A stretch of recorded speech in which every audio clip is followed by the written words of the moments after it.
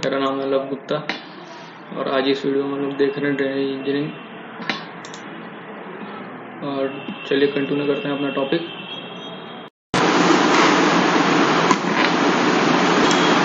तो आज का हमारा टॉपिक है टाइल ड्रेनेज। अब टाइल ड्रेनेज सिस्टम में 7 मेजर पार्ट्स होते हैं। एक जो हमको कंसिस्ट करना पड़ता है, मतलब एक उसका सिस्टम में एक part layout of the system, then depth and spacing of drains, size of drain, material of tile, grade of tile, envelope material and accessory structure, and सातवां है आउटलेट। तो ये सारी चीजें होती हैं, 7 चीजें जो हमको कंसिडर करनी होती हैं टाइल ड्रेनेज सिस्टम डिजाइन करने का। देन लेआउट के बारे में बात कर लेते हैं। तो इसमें मेनली 4 लेआउट फॉलो करना होते हैं: रैंडम या natural system, herringbone, grid iron और इंटरसेप्टर ड्रेन। तो नेचुरल सिस्टम में क्या होता है कि जो टाइल्स होती हैं, मतलब जो पाइप्स होती हैं सीमेंट की, कंक्रीट की या पीवीसी की, किसी भी मटेरियल को हो सकती है, तो उनको हम रैंडमली किसी उस फील्ड में, जिस फील्ड में हमको ड्रेनेज करना उस फील्ड में रैंडमली हम बिछा देते हैं एक डेप्थ पे। मतलब खुदाई करके उस पाइप को हम मिट्टी के नीचे दबा देंगे रैंडमली, और सारे पाइप्स को एक आउटलेट से कनेक्ट करके हम ड्रेनेज वाटर रिमूव कर सकते हैं। तो इसलिए इसको रैंडम या नेचुरल सिस्टम कहा जाता है।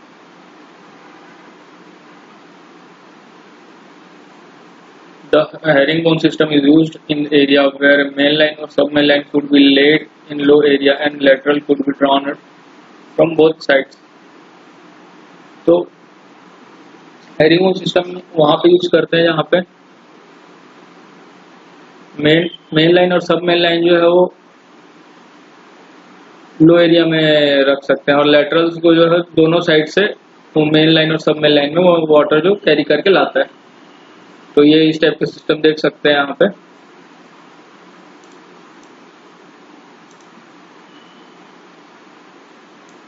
ये है सेंटर लाइन जो कि मेन हो सकती है या फिर सब मेन हो सकती है, और ये है लेटरल्स। तो ये जो है वो ये मेन लाइन जो है वो सेंटर पे है लो लेइंग एरिया में, और ये वाला पार्ट जो है वो हाई लेवल पे है, थोड़ा ऊपर। देन नेक्स्ट है grid iron. The grid iron system is similar to the herringbone system except the laterals entirely, the main only from one side. तो इस ग्रिड आयरन सिस्टम में क्या होता है कि हाई से लो लेइंग एरिया में किया जाता है, और क्या होता है इसमें स्लोप जो है वो एक साइड होता है। तो ऐसे जगह पे इस ड्रेन का यूज किया जाता है, इस सिस्टम का यूज किया जाता है, जिसमें लेटरल्स को फील्ड में पैरेलली स्लोप के अकॉर्डिंग एक गहराई पे बिछा दिया जाता है, और मेन या सब मेन से उसको जोड़ के उसमें का वाटर रिमूव कर लिया जाता है। देन नेक्स्ट है इंटरसेप्टर ड्रेन। तो इंटरसेप्टर ड्रेन में क्या होता है, इनमें जो है द इंटरसेप्टर ड्रेन और the cut off drain is placed at the upper edge और of a wetted area to intercept the sub surface seepage. तो अपर सरफेस के नीचे इसको रखा जाता है ताकि ये seepage water draining flowing water को, सब सरफेस फ्लोइंग वाटर को इंटरसेप्ट करके उसको ड्रेन से बाहर निकाल सके।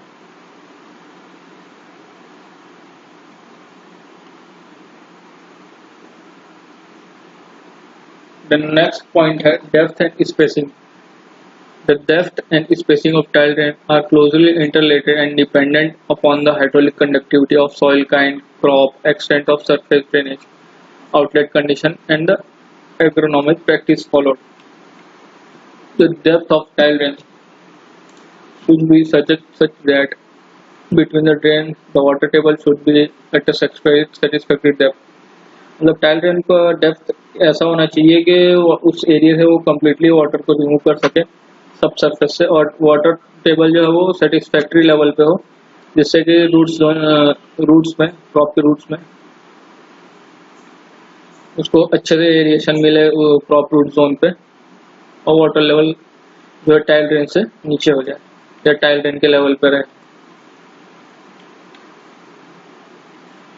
तो ये टेबल दिया हुआ है average depth and spacing of tile rain.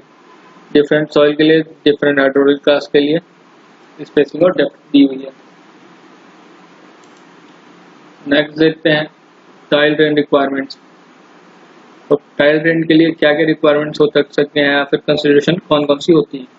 The tiles to be used for drainage must be uniform in shape and size throughout the length. Second है it should be straight enough. Third है it should be dense and sound.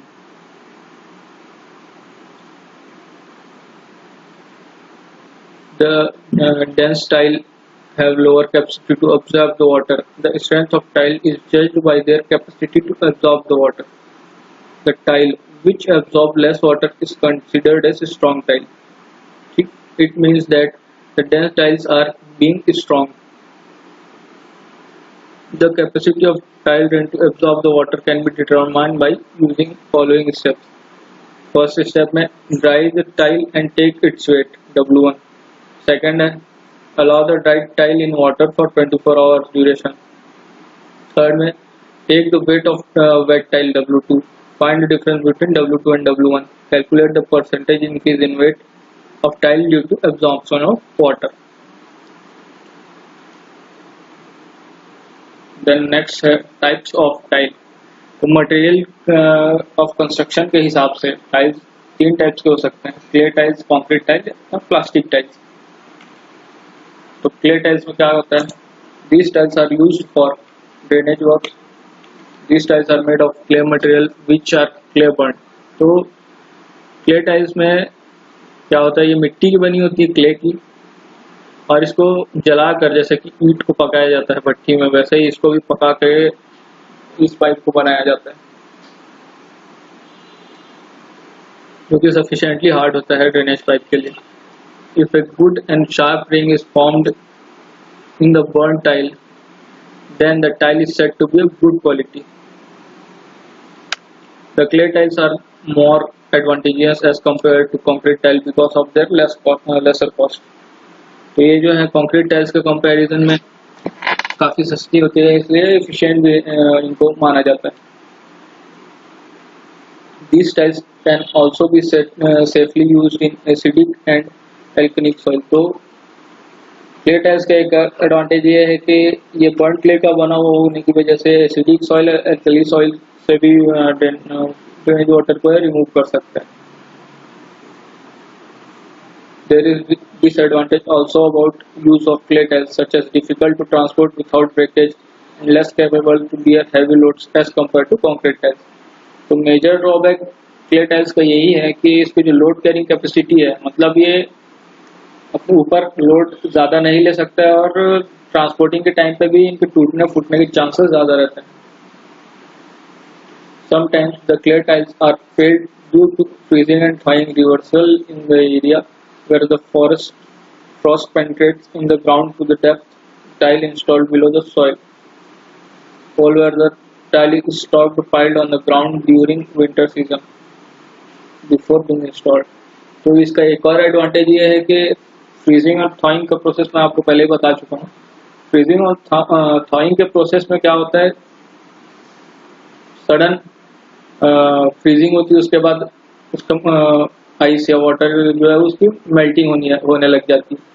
तो जैसे किसी Frost वाले area में tiles underground है, लेकिन अगर वहाँ तक जो आइस का जो कूलिंग है या थोड़ा जिस डेप्थ पे टाइल्स है वहाँ पे भी टेम्परेचर कम हो जा रहा है और उस पर भी जो वाटर है उसके अंदर में या सॉइल पे वो जम भी आ रही है और फिर अचानक से पिघलती भी है, तो उस कंडीशन में जो है क्ले टाइल्स टूट सकती है due to freezing and thawing. और जैसे कहीं पे इसको स्टॉक भी करके रखा हुआ है या फिर सरफेस पे रखा हुआ है स्टॉक करके इंस्टॉलेशन के पहले, तो उस कंडीशन में भी इस पर आइस होती है और फ्रीजिंग और थॉइंग के प्रोसेस की वजह से टूट सकती है विंटर सीजन में। देन नेक्स्ट बात करते हैं कंक्रीट टाइल्स के बारे में। कंक्रीट तो सभी जानते हैं, कंक्रीट सैंड, सीमेंट और रेत से बनी होती है, सॉरी गिट्टी से। ये तीन मेजर जो होते हैं इसके पार्ट्स होते हैं और रीइंफोर्समेंट भी कुछ कंक्रीट टाइल्स में प्रोवाइड किया जाता है, कुछ में नहीं किया जाता है। Reinforcement मतलब rod, सरिया. The proportion of sand and cement is used as 3:4 ratio 1. Concrete are mixed in sand cement mixture and tempered in the tile form. तो सैंड और सीमेंट के मिक्सचर बनाकर पाइप के फॉर्मेशन में इसको सेट किया जाता है और उसके बाद करिंग की जाती है, मतलब सीमेंट का घोल उस पाइप के ऊपर चढ़ाया जाता है.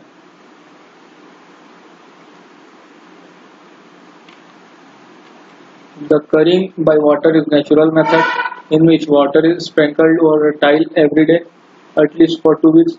In steam, the tile are placed in room filled with steam.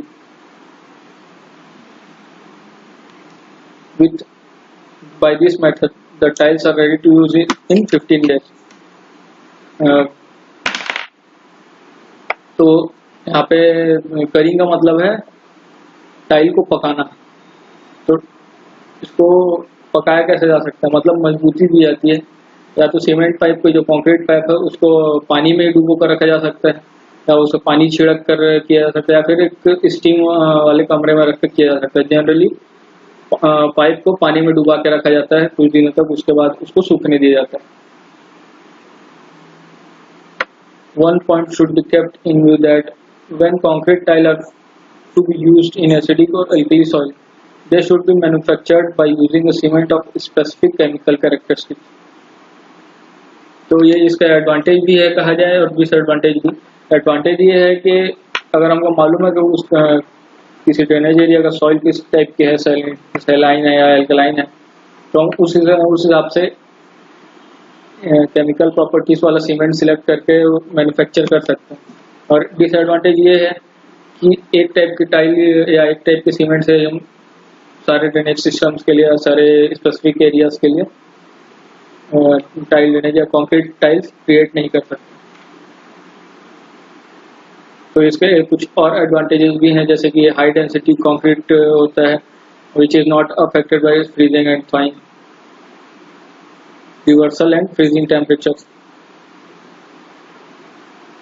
But normal cement वाला जो कंक्रीट टाइल होता है वो एसिडिक सॉइल या सल्फेटिक सॉइल या अल्कली सॉइल से इफेक्ट हो जाते हैं, जिसकी वजह से उसमें क्रैक्स आ सकते हैं या उसका जो सरफेस है वो उखड़ना शुरू हो जाता है.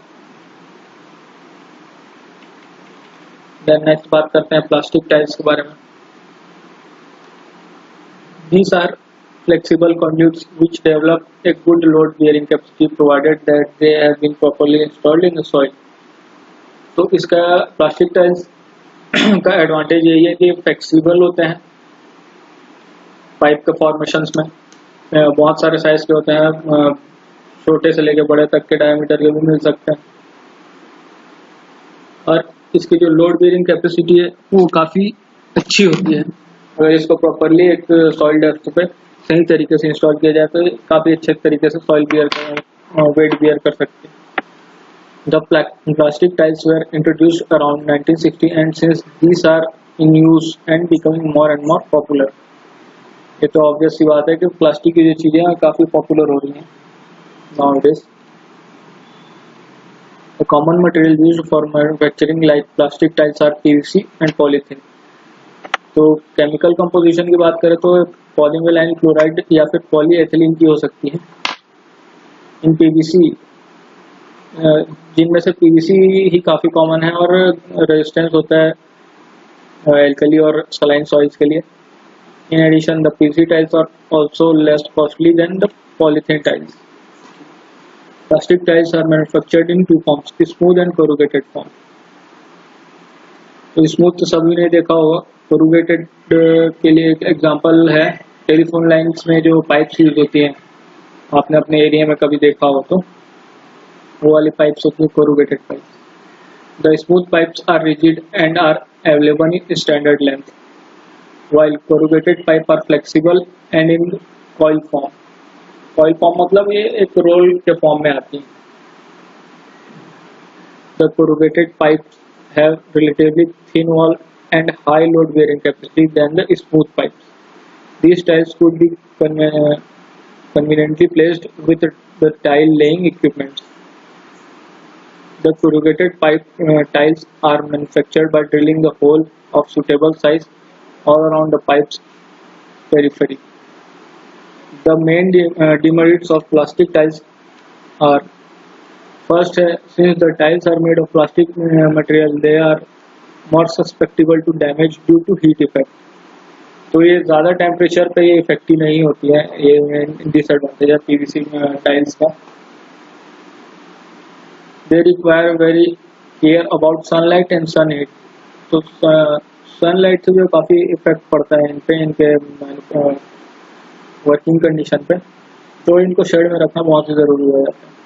Plastic tiles tend to frequently bend if they are not placed in straight way. Therefore, these tiles should be always kept in straight line in the shed.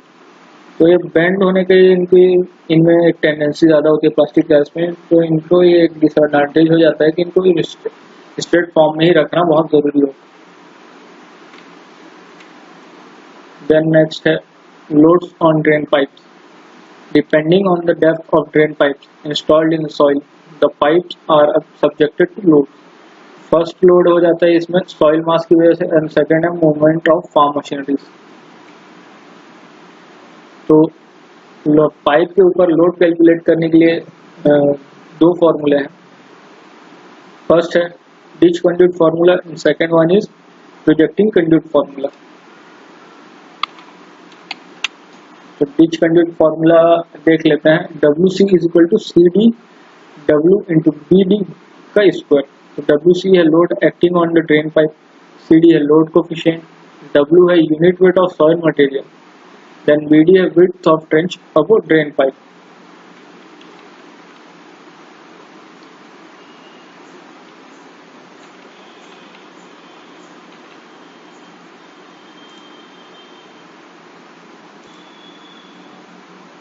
Then next point है हमारा design of tile drainage system.